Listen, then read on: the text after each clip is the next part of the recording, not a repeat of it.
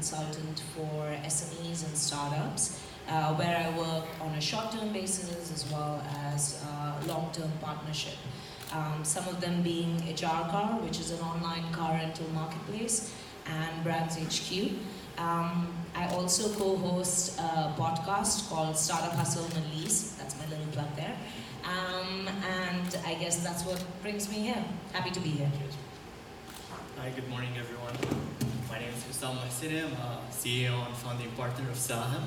I actively work on developing different programs and initiatives to help early stage startups and founders in different programs.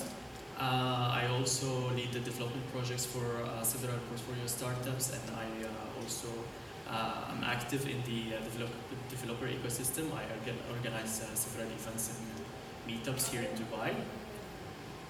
Pleasure being here. Hi, good morning. I'm Mohamed Sulaiman. I'm a project manager at Algorithma. Actually, we are developing currently in the innovation technologies at Algorithma. Some of our products become very famous now, like Alif Education and so. Also, I'm heading one new startup called Investra. Investra is an investment management platform. It's a niche product.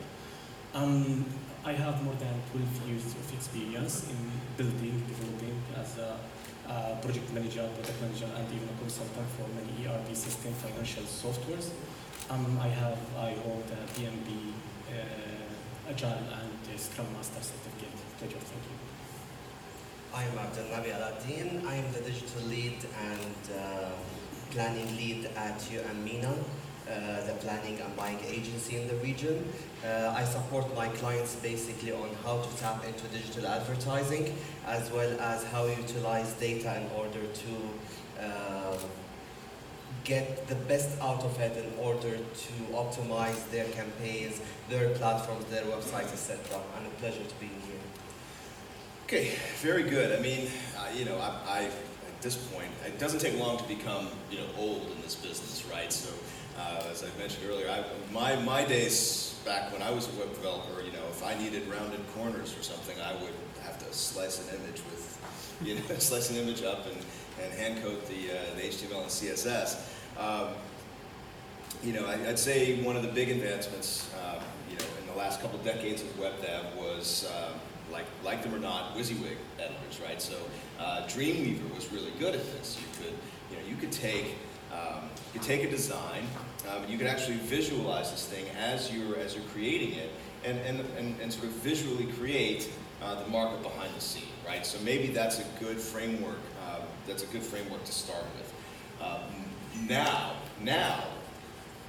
though, we have all of this convergence, right? We have all this information. We have these huge data collection apparatuses out there, and we know that we have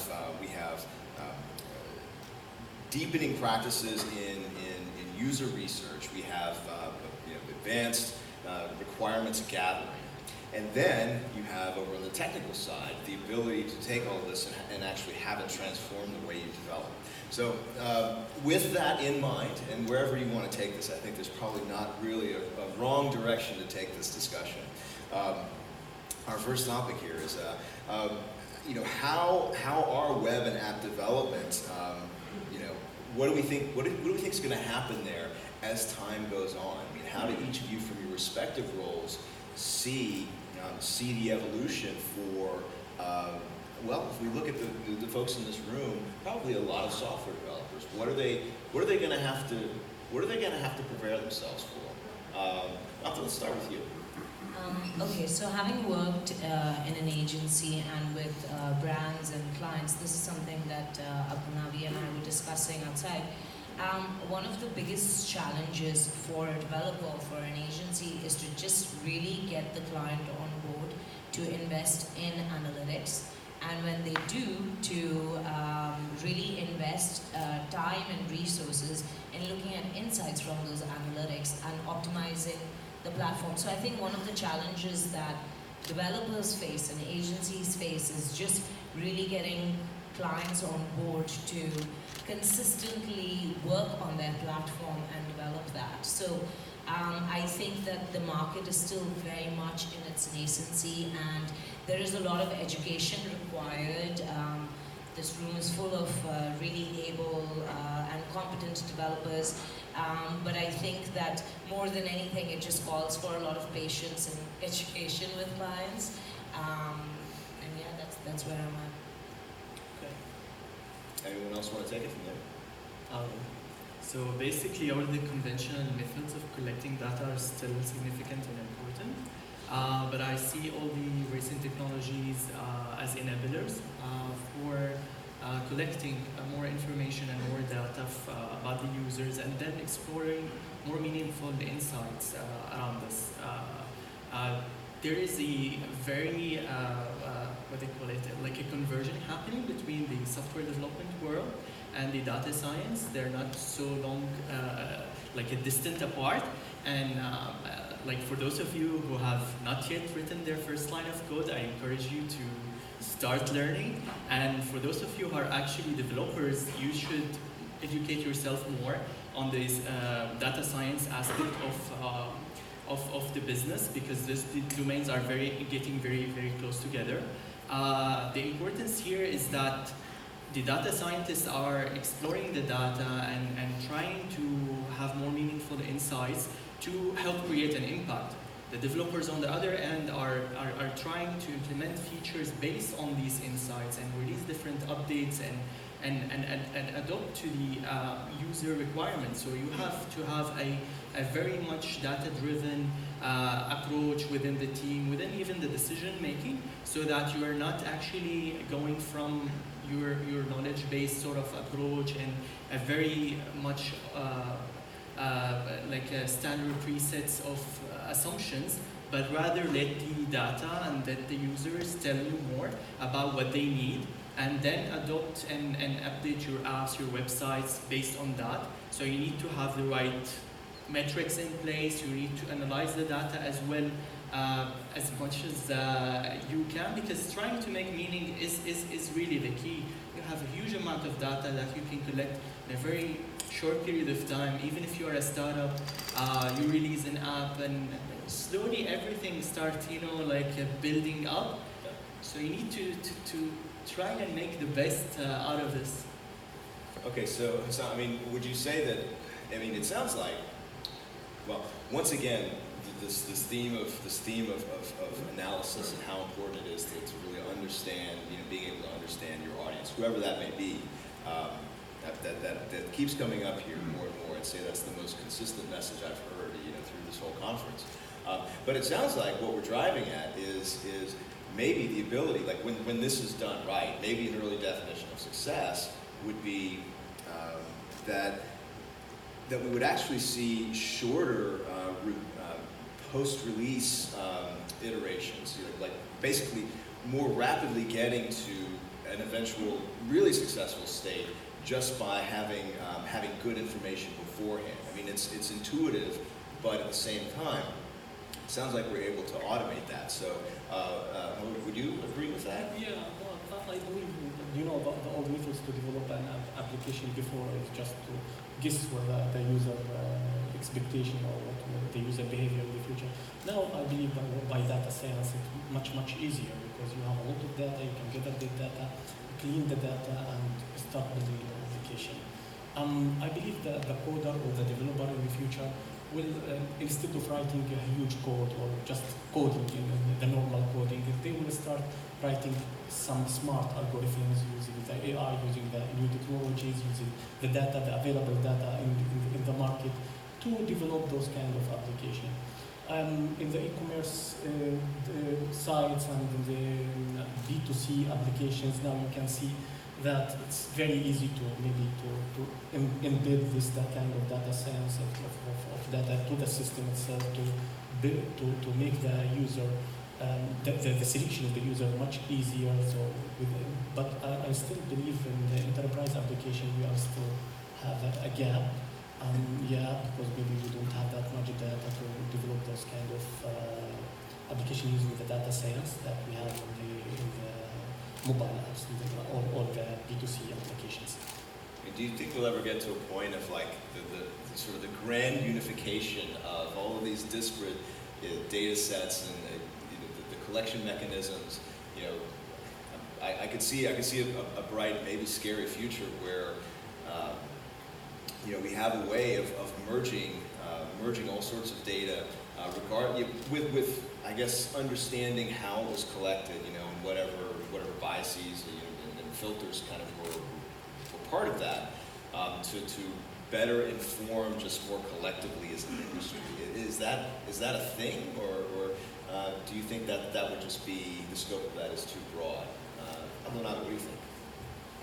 First of all, I really believe and always believe that people want to interact with any design that doesn't care about people. So, I'm sorry, that's a quote. That's a great quote right there. So basically, always from an agency background, as also from a client's background, always it used to be a brief comes to the client servicing team, goes to developers, creative, then execution. Some surveys, some interviews, using the kind of SurveyMonkey platforms in order to collect data. However, data was always there. Data is classified to small and big data. Small data, basically, it's our own data as a brand, like our websites. Now it's our social media platforms, Google Analytics account, be it advanced or not, or a normal, the free version of Google Analytics. And big data is all what we can collect from the market. So the data was there. It's all about how we use it. So from a user experience research perspective, beyond surveys and interviews, etc., we really need to conduct an exercise of what available data we have. Giving an example, now lots of brands are tapping into chatbots on social. You could understand lots of users' behavior and needs of your users from the chatbot itself, and it's a kind of an AI. Also from your existing website, or from a mobile app, what people are interacting with. Based on that, you understand and define the needs. There are tools such as Affinio, for example, which gates you could be able to cluster your audiences. Segmentation is literally the first exercise before going into web development, and that's really important, where the website developer as well as the client serving data team, all of them has to sit together in order to conduct this exercise before to go for the first stage of wireframing.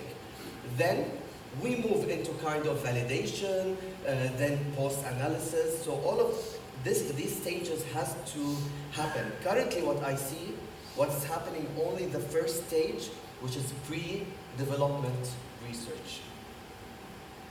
That's fair. That resonates. That sounds real to me. I mean, I guess one of the things that I've heard some fear mongering about, particularly software development. Like eventually AI will replace us all. I suppose it's possible, right? I mean, we are as a species getting more and more towards automation. I mean, that future is not necessarily bleak, right? It really comes in how we approach it and how well we embrace it. But you know, for a slightly more limited scope, you know, to this discussion, do you all see perhaps self-adjusting UI or UX based on data science? Because I think that actually does speak to some of the work that many of us do in this industry, where where it's on sort of on maybe a developer or UX architect to take some of this pre-assumed or pre-collected information and say, okay, well now we've defined at least a little bit about the consumer and their intent, and we'll build an interface that we think satisfies this. Run through an A/B or multivariate cycle, and then okay, we'll test this assumption. But I can see that actually being pretty automated. In fact, it may be. You all may be aware of that happening. Does anyone want to speak to that? Go ahead. I believe even currently that's happening. I mean, now the user depend on the maybe the location of the user, depend on the some parameters that the system itself can adjust himself and can show you a new version of the system depending on the user personalized case. But I believe also in the future this will be more and more enhanced and will be an input for the UX design itself. So before the UX designer start designing the system, he should get all that kind of data as an input for him. After cleaning this data, gathering this data as an input for him, and creating like maybe a dynamic system. Me and you have maybe different referral, different. I need to see something, you need to see something else, and you know how much now we are spending on training. Maybe in the public system, B2C again, systems is not that much difficult, but for the enterprise systems too much difficult. And I have that background because of that, and we are suffering a lot from that. So I dream for someday where it comes that we minimize the number of training hours to the minimum, maybe even to zero, because the system should predict the usage of the system, how the user need to see the system, how the user need to interact with financial system, which is little much complicated, and gives quick suggestion from step to step. Then the user life will be very easy. This is the big, I believe, shift in the near future. Also, the kind of dynamic servers which we have now, where you literally enter a code from the beginning, calling the visuals from a backend or a database based on the behavior of the audience or the person, because at the end of the day we are targeting now personas. We are not targeting users or cookies. The data we collected is not based on cookies anymore. We are layering the data with demographics, geographics, behavioral data. We can literally understand the audience, how many times they visits the kind of Carrefour, for example, or Gian a month. So we can layer it with socioeconomic data. So based on that, the moment this audience, this IP address or device ID fires in the server, the dynamic server will show and serve the visual with the right ad text, with the right call to actions. Yes, it's going to be automated in a way, but still the human input is still important. Who will create these designs? Who will who will add the codes? Who will optimize? I think we are moving to an era where we have scientists other than developers. Okay, man. There's going to be a lot to think about. And for me, because I think of it, then I'll analyze it like the former lapsed developer that I am. We work in abstractions, right? In order to keep a system adaptable, maintainable, well, theoretically, right? But, and I wonder how much of this, in a way, I don't know if commoditized is the right word, but essentially, I suppose some really clever people may be able to make, granularize, or package these kind of data streams in such a way that it is easy for a developer to consume them without having to establish his or her base knowledge so deeply in the data science. Does that? I'm actually curious. Am I headed in the right direction with that, or am I dead wrong? Who wants to take that? I'll take that. So you're right in that developers and agencies have been basing their decisions on a lot of hypotheses and stuff. But I have had conversations with brands where they're investing in business intelligence systems and everything that collects the data streams from multiple touch points that probably work in silos and everything.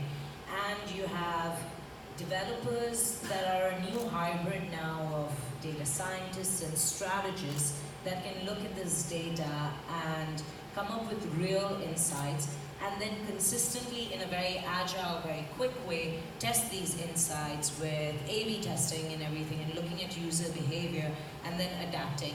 I think this future of consolidating data from different touch points really using analytics and not basing anything on assumptions and everything is definitely something that we're working towards. But I think it would take us a couple of years because, like I mentioned earlier, the market is a little bit in its nascency and a little bit slow to adapt. So it is going to be about people in this room really leading that change, championing it, and educating people in the process. Sam, I wanted to just actually, you mentioned that you host some meetups. Yeah. Yeah, and it sounds like, and I'm guessing these meetups actually maybe cover this area pretty well, this convergence of you know, like someone actually banging away on a keyboard, coding applications, and then also like introducing data science. Is that accurate? Yeah, yeah. So something interesting. How would people in the world, how would people in this room find this meetup? Yeah. So basically, something interesting you mentioned a while ago about the AI and all the new technologies, how this might replace some jobs maybe, or some things that humans do. And looking back in history, I think we as humans develop because we're building on a knowledge that, an experience that our ancestors reached to. So this is how we as humans evolved. So basically, I see all what's happening is that the ways that we can, for example, reuse a code base or make certain meaning out of the data, looking at insight, packaging it together, as you mentioned, is something that will help developers, data scientists, because again, these two are two domains, two fields that are overlapping now, and both need to educate themselves about each other's domain. So basically, we're building and evolving because we're using all that knowledge and all that prior experience to help create better apps and websites. So if we look into the main thing here is actually trying to make more sense of the data as easy as possible, especially for startups actually, because you have a lot of limitations in terms of time, in terms of resources, money, the human, sort of the team that you have. So you need to optimize and make your decisions based on the best insights that you can get. Imagine that you have a platform, let's say a food ordering platform, or let's say, and then without looking at the data, you wouldn't know where your users are, there is a significant number. So you start with your limited resources, focusing on areas and bringing on restaurants, vendors, shops, etc. in areas that are not really on high demand. If you notice that this area has a huge demand and only you have 3 restaurants serving the area, then you probably need to focus your efforts here. And this is how you can create more impact. This is the importance of data. Okay. Well, I mean, so this is definitely, that's right in your wheelhouse at Siam, right? This is the area that you're working in, is finding these companies who are finding these niches and getting them. I guess helping them make sense of this, but also I want to kind of materialize something from what you were saying earlier, which is just when you're talking about how we sort of stand on the shoulders of past innovation. It's not necessarily that advancement in this area will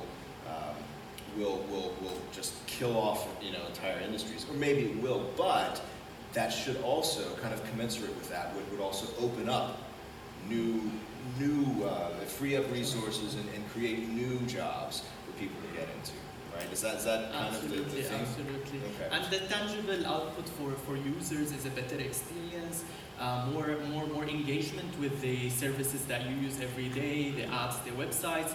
They will make better predictions, more relevant suggestions about things that you might do or buy, and things like that. It just makes your life easy and simple. Okay, well, so Mahmoud, I think I'd like to ask you the question. Let's start with here. I think we'll open up for the panelists. We've got a few minutes left here. So, should we be doing this? I mean, are we going down? Is the path that we're going down? Is it maybe a bit more good? Is it maybe a bit more bad? Is it just a path, and our actions around it make it good or bad? I mean, what do you see in your crystal ball? Like when you look in there and you see the future, do you see more risk or more reward, or is it actually just a firm mixture of both? Of course, more rewards.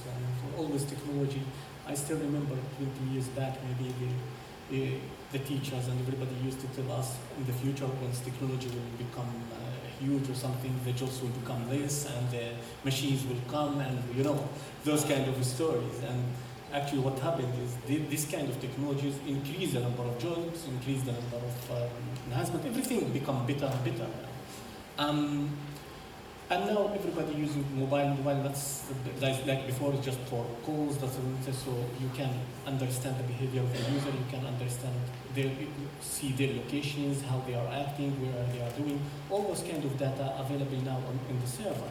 And 2020, maybe the huge of data will be more than 44 trillion gigabyte of data will be available for people, for developers, for users, for everybody.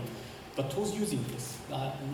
I see that we are not using that much of data in the perfect way, and I believe in the future the algorithm will be better and better to maintain this data, to give us better results, to give better I mean, even for the softwares, I see that in the future, your software will be like your clothes, like your dress. You can customize it, you can use it. It will be your personalized thing, and the system can predict your behavior and how you will do. This will enhance the jobs. This will open new jobs even for in the future. But maybe intelligent people will be more and more, and people who's really more smart, more using their skills more and more, and they are willing to get more education and start writing maybe smarter codes. Yeah, I mean, it's a beautifully optimistic outlook. I don't know, and I'm not normally a pessimist. The industrialist lament was exactly that. The machines will replace the people. Well, and as it turns out, we ended up creating more people. But these was purely mechanical. I mean, if you look at it now, we're the quantities that we're dealing in are computational, right?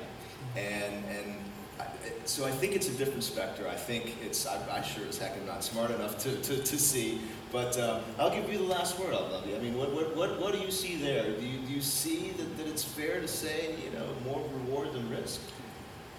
If I would go back to accounting 101, profit equal revenue minus cost. I dropped accounting half. So cost was always is a combination between your overhead costs, your employees, and the time spent by each and every resource to complete a task. Let's say with available data, the kind of Google Analytics, different tags on your mobile app, the understanding of your user behavior, etc. Imagine 15 years ago where we had a complete absence of data. If the app or the website is not working, we have to drop the website and literally rebuild the website from scratch, from design, either because we couldn't identify, is it a design problem or a coding problem or a functional problem. Now, we can simply identify maybe the whole bounce rate of the website is with the landing page. Maybe the content on the bottom of the page is performing better than the first part of the page. Maybe the viewability of the website or the landing page is on the lower side. With the small tweaks and minor tweaks, you are able to enhance your performance, number one. Definitely, if you are an e-commerce platform, the consumer funnel is optimized, so you are increasing your conversion rate. So you're increasing your sales with no additional resource. You still have your developer. However, you are not making that developer rework the website from scratch. And number two, that developer will spend more time in order to get you a new business other than continue enhancing your current website. So at the end of the day, it's a win-win solution. It was never a win-lose solution. And in my opinion, I've never believed that machine and automation will replace a human being, because humans created the machines. Wait, there's a movie in this. So. No, with that. So I think this is a discussion that I could carry on for another hour, but it would be very unkind to the rest of the folks who have to speak. I want to personally thank all of you for making me smarter than when I stepped on the stage a moment ago. So please, if we could have a round of applause for our wonderful panelists. Thank you. Thank you.